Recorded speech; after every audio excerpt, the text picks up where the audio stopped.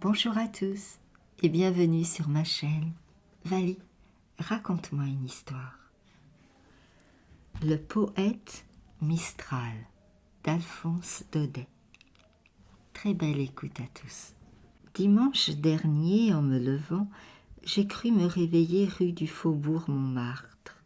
Il pleuvait, le ciel était gris, le moulin triste. J'ai eu peur de passer chez moi cette froide journée de pluie, et tout de suite, l'envie m'est venue d'aller me réchauffer un brin auprès de Frédéric Mistral, ce grand poète qui vit à 3 lieues de mes pins, dans son petit village de Mayenne. Sitôt pensé, sitôt parti. Une trique en bois de myrte, mon Montaigne, une couverture, et en route. Personne au champ. Notre belle Provence catholique laisse la terre se reposer le dimanche. Les chiens scellent au logis, les fermes closes, de loin en loin une charrette de roulier avec sa bâche ruisselante, une vieille encapuchonnée dans sa mante feuille morte, des mules en tenue de gala, housses de sparterie bleue et blanche, pompons rouges, grelots d'argent, emportant au petit trot toute une carriole de gens de mât qui vont à la messe. Puis, là-bas, à travers la brume, une barque sur la Roubine et un pêcheur debout qui lance son épervier. Pas moyen de lire en route ce jour-là. La pluie tombait par torrents, et la tramontane vous la jetait à plein seau dans la figure. Je fis le chemin tout d'une haleine, et enfin, après 3 heures de marche, j'aperçus devant moi les petits bois de cyprès, au milieu desquels le pays de Mayenne s'abrite de peur du vent. Pas un chat dans les rues du village. Tout le monde était à la grande-messe. Quand je passais devant l'église, le serpent ronflait, et je vis les cierges reluire à travers les vitres de couleur. Le logis du poète est à l'extrémité du pays. C'est la dernière maison à main gauche sur la route de Saint-Rémy. Une maisonnette à un étage avec un jardin devant. J'entre doucement. Personne. La porte du salon est fermée, mais j'entends derrière quelqu'un qui marche et qui parle à haute voix. Ce pas et cette voix me sont bien connus. Je m'arrête un moment dans le petit couloir peint à la chaux, la main sur le bouton de la porte, très ému. Le cœur me bat. Il est là, il travaille. Faut-il attendre que la strophe soit finie? Ma foi, tant pis, entrons. Ah, Parisiens, lorsque le poète de Mayenne est venu chez vous montrer Paris à Saint-Mireille, et que vous l'avez vu dans vos salons, ce chactas en habit de ville, avec un col droit et un grand chapeau qui le gênait autant que sa gloire, vous avez cru que c'était là Mistral. Non, ce n'était pas lui. Il n'y a qu'un Mistral au monde, celui que j'ai surpris dimanche dernier dans son village, le chaperon de feutre sur l'oreille, sans gilet, en jaquette, sa rouge taillole catalane autour des reins, l'œil allumé, le feu de l'inspiration aux pommettes, superbe, avec un bon sourire, élégant comme un pâtre grec, et marchant à grands pas, les mains dans ses poches, en faisant des vers. « Comment, c'est toi ?» cria Mistral en me sautant au cou. « La bonne idée que tu as eue de venir, tout juste aujourd'hui, c'est la fête de Mayenne. Nous avons la musique d'Avignon, les taureaux, la procession, la farandole, ce sera magnifique. La mère va rentrer de la messe, nous déjeunons et puis zou, nous allons voir danser les jolies filles. » Pendant qu'il me parlait, je regardais avec émotion ce petit salon à tapisserie claire, que je n'avais pas vu depuis si longtemps, et où j'ai passé déjà de si belles heures. Rien n'était changé.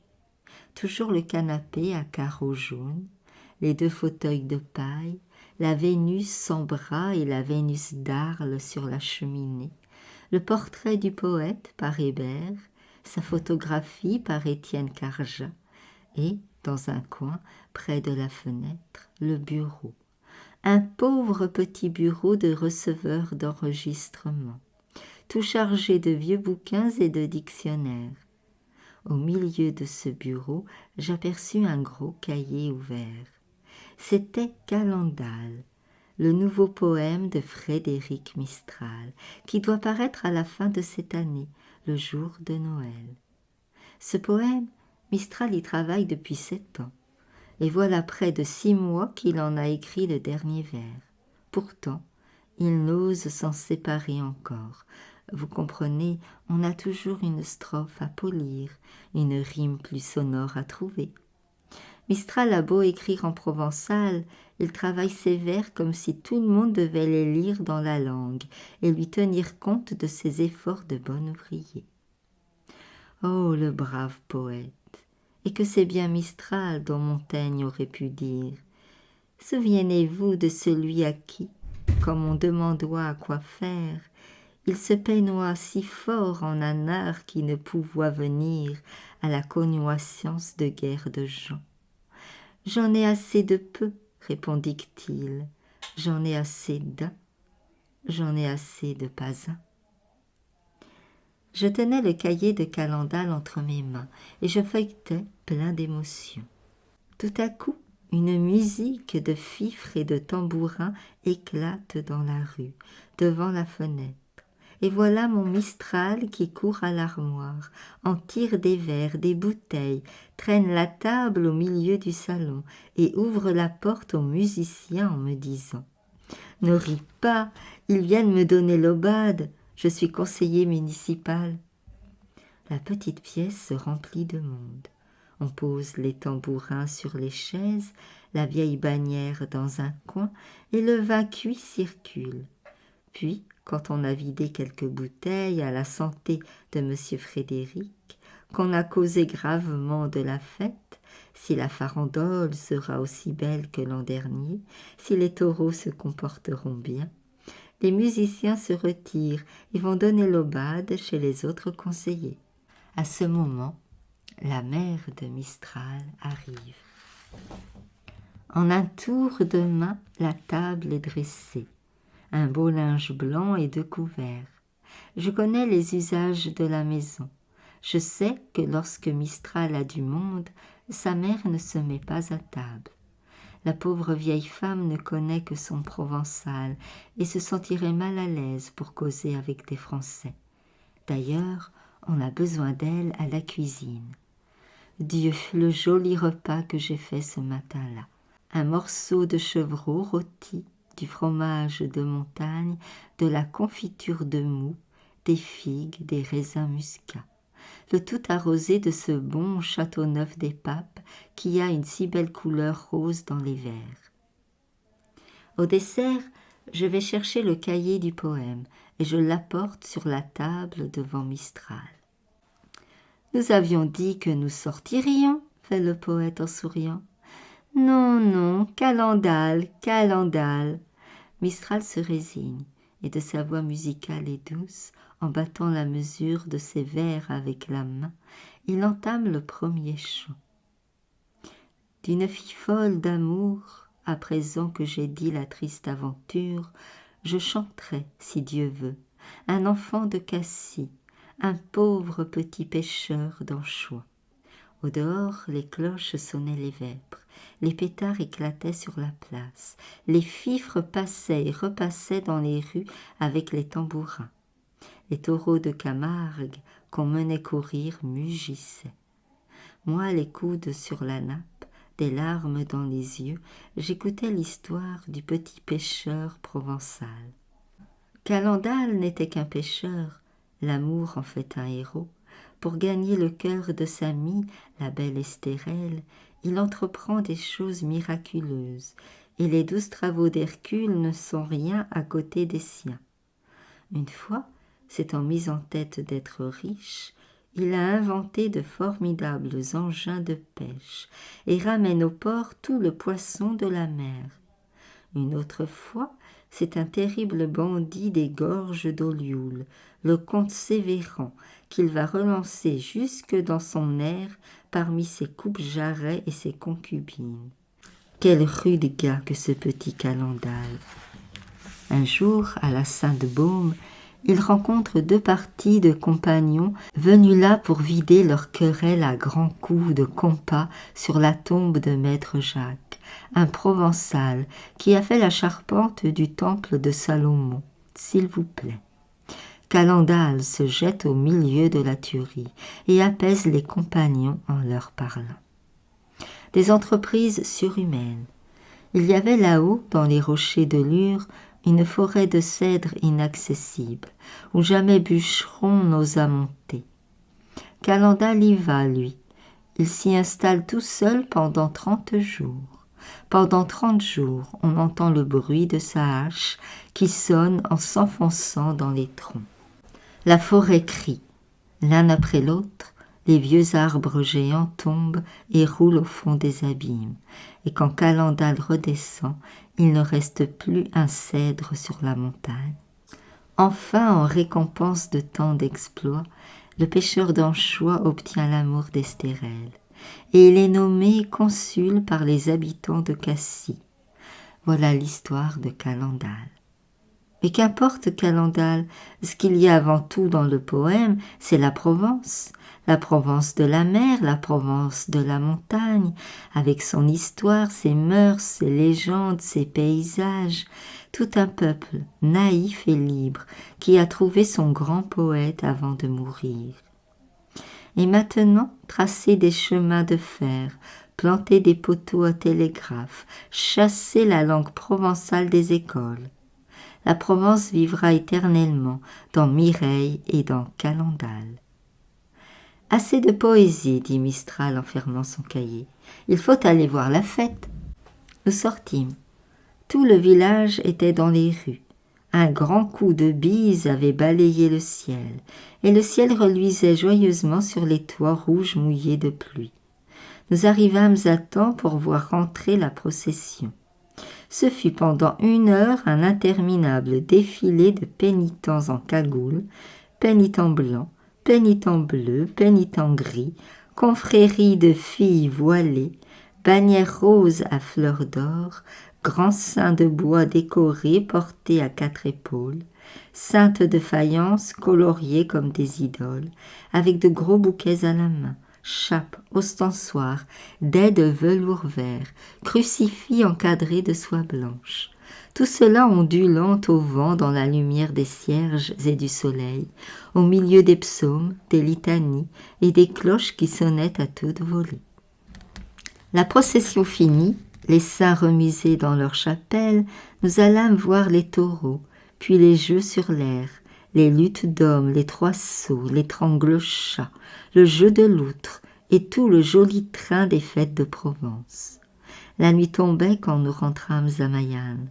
Sur la place, devant le petit café où Mistral va faire le soir sa partie avec son ami Isidore, on avait allumé un grand feu de joie. La farandole s'organisait. Des lanternes de papier découpées s'allumaient partout dans l'ombre. La jeunesse prenait place, et bientôt, sur un appel de tambourin, commença autour de la flamme une ronde folle, bruyante, qui devait durer toute la nuit. Après souper, trop lasses pour courir encore, nous montâmes dans la chambre de Mistral. C'est une modeste chambre de paysan, avec 2 grands lits. Les murs n'ont pas de papier, les solives du plafond se voient. Il y a 4 ans, lorsque l'Académie donna à l'auteur de Mireille le prix de 3000 francs, Madame Mistral eut une idée. « Si nous faisions tapisser et plafonner ta chambre ?» dit-elle à son fils. « Non, non, répondit Mistral, ça, c'est l'argent des poètes, on n'y touche pas. » Et la chambre est restée toute nue, mais tant que l'argent des poètes a duré, ceux qui ont frappé chez Mistral ont toujours trouvé sa bourse ouverte. J'avais emporté le cahier de Calendal dans la chambre, et je voulus m'en faire lire davantage encore un passage avant de m'endormir. Mistral choisit l'épisode des faïences. Le voici en quelques mots. C'est dans un grand repas je ne sais où. On apporte sur la table un magnifique service en faïence de moustier.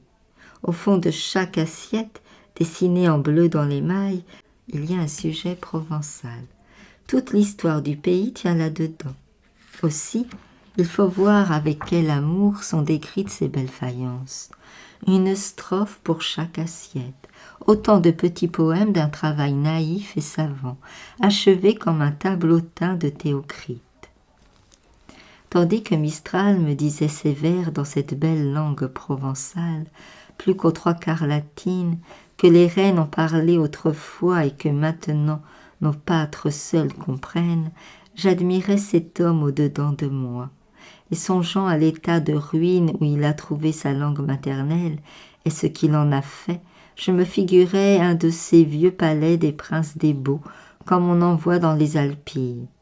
Puis de toi, plus de balustres au perron, plus de vitraux aux fenêtres, le trèfle des ogives cassées, le blason des portes mangées de mousse, des poules picorant dans la cour d'honneur, des porcs vautrés sous les fines colonnettes des galeries, l'âne broutant dans la chapelle où l'herbe pousse, des pigeons venant boire au grand bénitier rempli d'eau de pluie, et enfin, parmi ces décombres, 2 ou 3 familles de paysans qui se sont bâtis des huttes dans les flancs du vieux palais.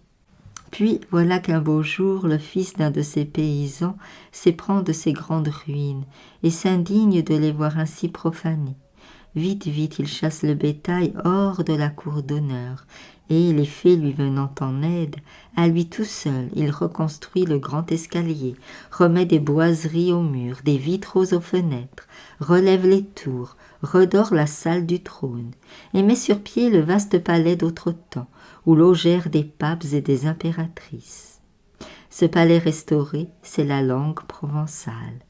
Ce fils de paysan, c'est Mistral. Les 3 messes basses, conte de Noël. De dindes truffées, Garrigou. Oui, mon révérend, 2 dindes magnifiques, bourrées de truffes. J'en sais quelque chose, puisque c'est moi qui ai aidé à les remplir. On aurait dit que leur peau allait craquer en rôtissant, tellement elle était tendue. Jésus-Maria, moi qui aime tant les truffes, donne-moi vite mon surplis, Garrigou. Et avec les dindes, qu'est-ce que tu as encore aperçu à la cuisine? Oh, toutes sortes de bonnes choses. Depuis midi, nous n'avons fait que plumer des faisans, des huppes, des gelinottes, des coqs de bruyère. La plume en volait partout. Puis de l'étang, on a apporté des anguilles, des carpes dorées, des truites, des... Grosses comment, les truites, Garrigou? Grosses comme ça, mon révérend. Énormes. Oh Dieu, il me semble que je les vois. As-tu mis le vin dans les burettes? Oui, mon révérend, j'ai mis le vin dans les burettes. Mais, dame, il ne vaut pas celui que vous boirez tout à l'heure en sortant de la messe de minuit. Si vous voyez cela dans la salle à manger du château, toutes ces carafes qui flambent, pleines de vin de toutes les couleurs, et la vaisselle d'argent, les surtouts ciselés, les fleurs, les candélabres. Jamais il ne se sera vu un réveillon pareil. Monsieur le marquis a invité tous les seigneurs du voisinage. Vous serez au moins 40 à table, sans compter le bailli ni le tabellion. Ah, vous êtes bien heureux d'en être, mon révérend. Rien que d'avoir flairé ces belles dindes, l'odeur des truffes me suit partout.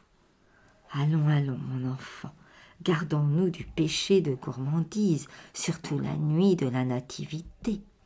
Va bien vite allumer les cierges et sonner le premier coup de la messe, car voilà que minuit est proche, et il ne faut pas nous mettre en retard.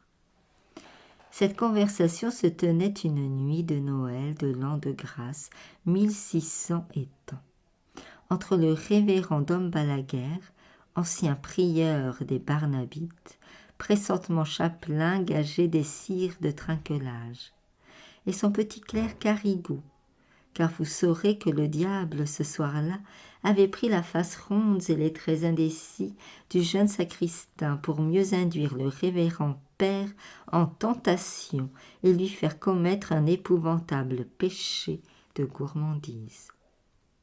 Donc, pendant que le soi-disant Garrigou faisait à tour de bras carillonner les cloches de la chapelle seigneuriale, le révérend achevait de revêtir sa chasuble dans la petite sacristie du château.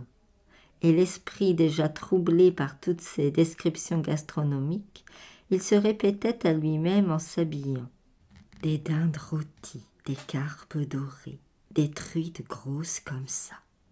Dehors, le vent de la nuit soufflait en éparpillant la musique des cloches, et à mesure, des lumières apparaissaient dans l'ombre au flanc du mont Ventoux, en haut duquel s'élevaient les vieilles tours de trinquelage.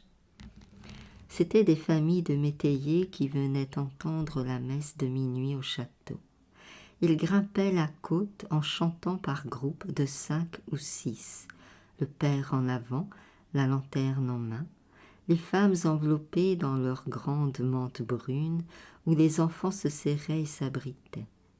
Malgré l'heure et le froid, tout ce brave peuple marchait allègrement, soutenu par l'idée qu'au sortir de la messe, il y aurait, comme tous les ans, table mise pour eux en bas dans les cuisines. De temps en temps, sur la rue de Montée, le carrosse d'un seigneur, précédé de porteurs de torches, faisait miroiter ses glaces au clair de lune.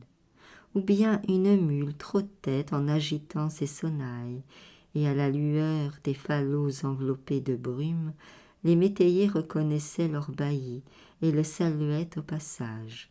« Bonsoir, bonsoir, maître Arnauton. »« Bonsoir, bonsoir, mes enfants. » La nuit était claire, les étoiles avivaient de froid, la bise piquait, et un fin grésil glissant sur les vêtements sans les mouiller gardait fidèlement la tradition des Noëls blancs de neige.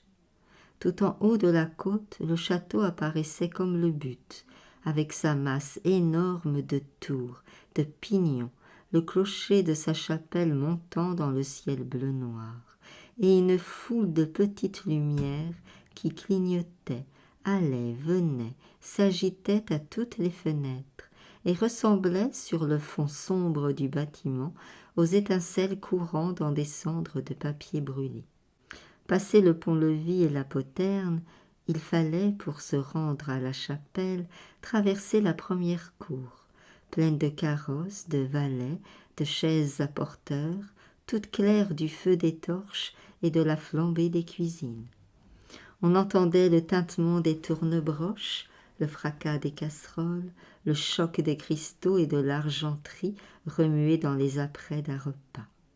Par là-dessus, une vapeur tiède qui sentait bon les chairs rôties et les herbes fortes des sauces compliquées, faisait dire aux métayers comme au chapelain, comme au bailli, comme à tout le monde, quel bon réveillon nous allons faire après la messe.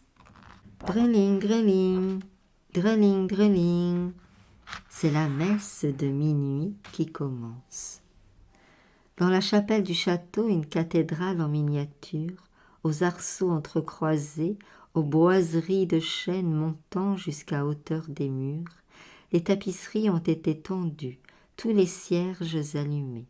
Et que de monde, et que de toilettes!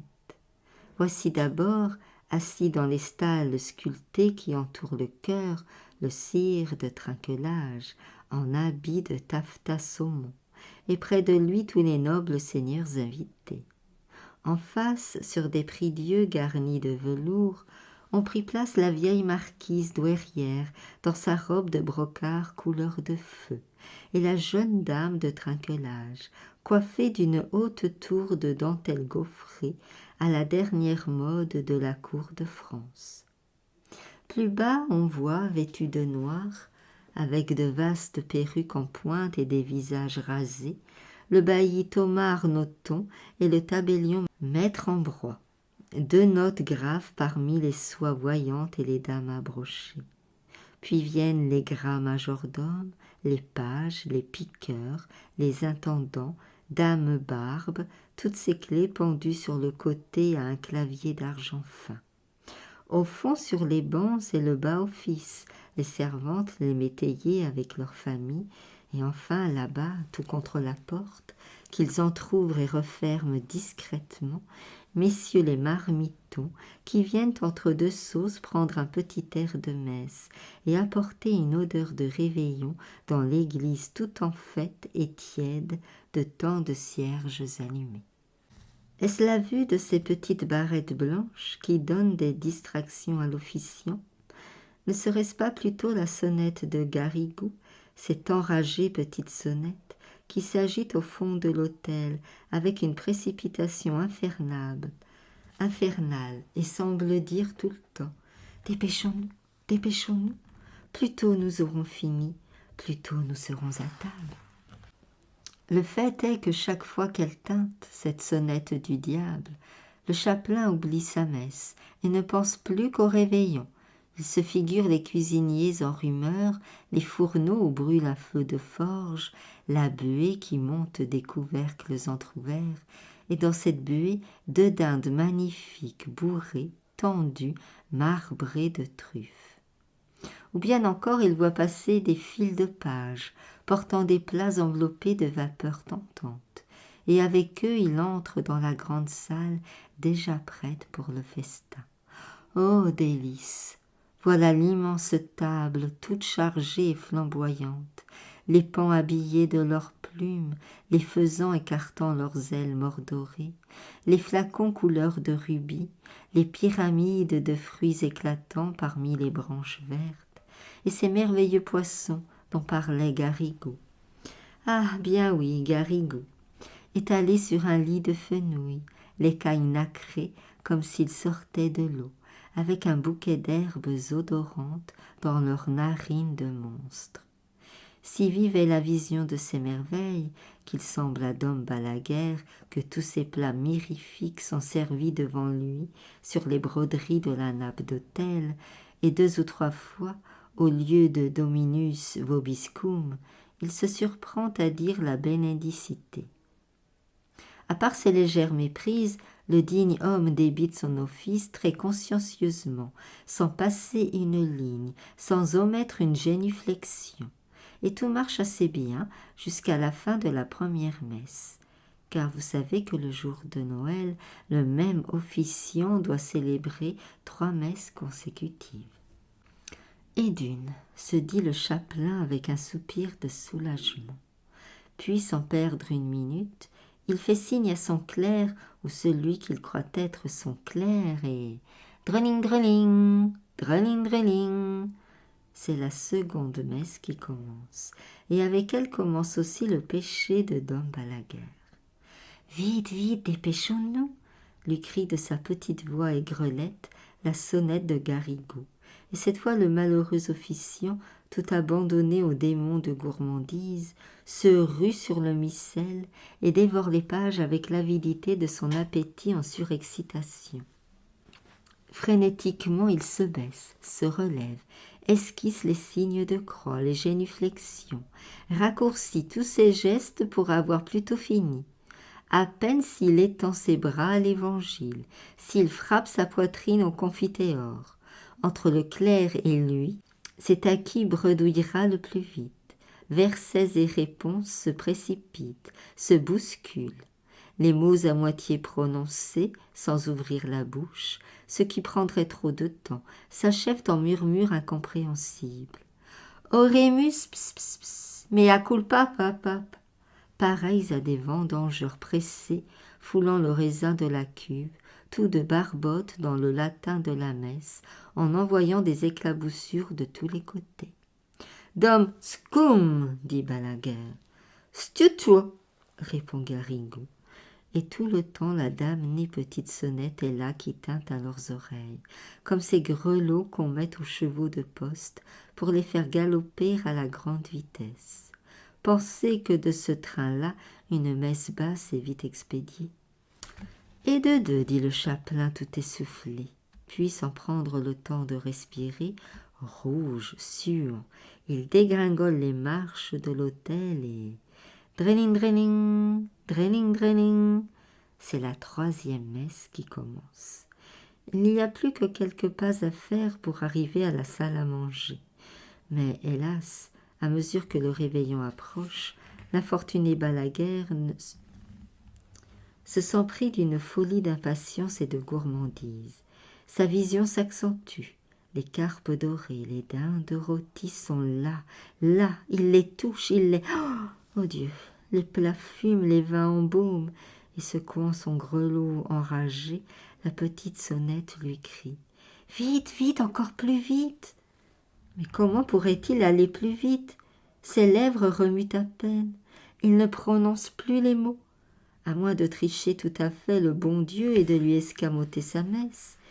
Et c'est ce qu'il fait, le malheureux. De tentation en tentation, il commence par sauter un verset, puis 2. Puis l'épître est trop longue, il ne la finit pas. Effleure l'évangile, passe devant le credo sans entrer, saute le pater, salue de loin la préface, et par bonds et par élans se précipite ainsi dans la damnation éternelle, toujours suivi de l'infâme Garrigou, va des rétro Satanas, qui le seconde avec une merveilleuse entente, lui relève sa chasuble, tourne les feuillets de par 2, bouscule les pupitres, renverse les burettes, et sans cesse secoue la petite sonnette de plus en plus fort, de plus en plus vite. Il faut voir la figure effarée que font tous les assistants, obligés de suivre à la mimique du prêtre cette messe dont ils n'entendent pas un mot. Les uns se lèvent quand les autres s'agenouillent, s'asseyent quand les autres sont debout, et toutes les phases de ce singulier office se confondent sur les bancs dans une foule d'attitudes diverses. L'étoile de Noël en route dans les chemins du ciel là-bas, vers la petite étable, pâlit d'épouvante en voyant cette confusion. « L'abbé va trop vite, on ne peut pas suivre » murmure la vieille douairière en agitant sa coiffe avec égarement. Maître Arnoton, ses grandes lunettes d'acier sur le nez, cherche dans son paroissien ou diantre, on peut bien en être. Mais au fond, tous ces braves gens, qui eux aussi pensent à réveillonner, ne sont pas fâchés que la messe aille ce train de poste. Et quand Dom Balaguer, la figure rayonnante, se tourne vers l'assistance en criant de toutes ses forces « Ite missa est !»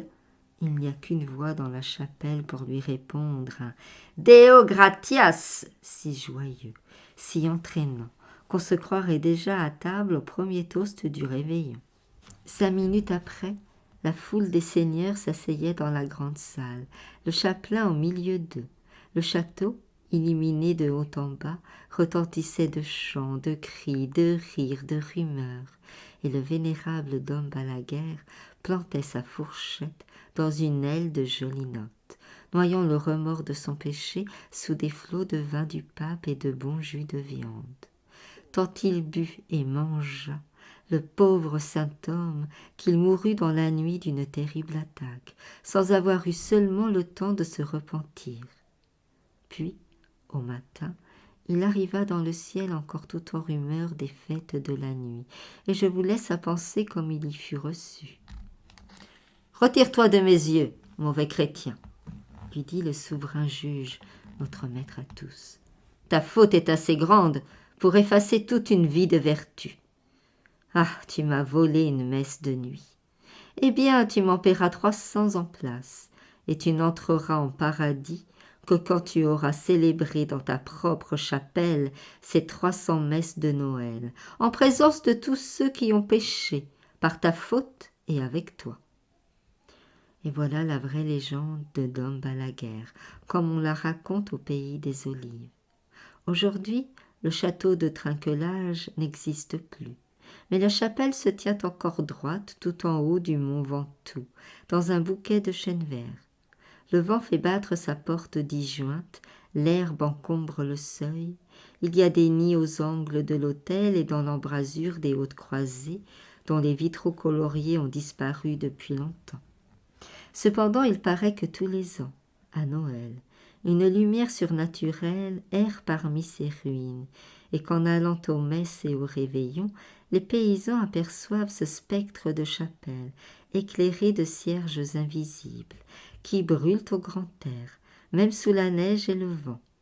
Vous en rirez si vous voulez, mais un vigneron de l'endroit, nommé Garrigue, sans doute un descendant de Garrigou, m'a affirmé qu'un soir de Noël, se trouvant un peu en ribote, il s'était perdu dans la montagne du côté de Trinquelage, et voici ce qu'il avait vu. Jusqu'à 11 heures, rien. Tout était silencieux, éteint, inanimé. Soudain, vers minuit, un carillon sonna tout en haut du clocher, un vieux carillon qui avait l'air d'être à 10 lieues. Bientôt, dans le chemin qui monte, Garrigue vit trembler des feux, s'agiter des ombres indécises. Sous le porche de la chapelle, on marchait, on chuchotait. « Bonsoir, maître Arnotto. Bonsoir, bonsoir, mes enfants. » Quand tout le monde fut entré, mon vigneron, qui était très brave, s'approcha doucement et, regardant par la porte cassée, eut un singulier spectacle. Tous ces gens qui l'avaient vu passer s'étaient rangés autour du chœur, dans la nef en ruine, comme si les anciens bancs existaient encore. De belles dames en brocart avec des coiffes de dentelle, des seigneurs chamarrés du haut en bas, des paysans en jaquettes fleuries, ainsi qu'en avaient nos grands-pères. Tous l'air vieux, fanés, poussiéreux, fatigués. De temps en temps, les oiseaux de nuit, hôtes habituels de la chapelle, réveillés par toutes ces lumières, venaient rôder autour des cierges, dont la flamme montait droite et vague, comme si elle avait brûlé derrière une gaze. Et ce qui amusait beaucoup Garrigue, c'était un certain personnage à grandes lunettes d'acier, qui secouait à chaque instant sa haute perruque noire, sur laquelle un de ces oiseaux se tenait droit, tout empêtré en battant silencieusement des ailes. Dans le fond, un petit vieillard de taille enfantine, à genoux au milieu du chœur, agitait désespérément une sonnette sans grelot et sans voix, pendant qu'un prêtre, habillé de vieil or, allait, venait devant l'autel, en récitant des oraisons dont on n'entendait pas un mot. Bien sûr, c'était Dom Balaguer, en train de dire sa 3e messe basse. Je vous remercie pour votre écoute. Si cela vous a plu, je vous remercie de liker, partager, commenter et de vous abonner. Merci beaucoup, à bientôt.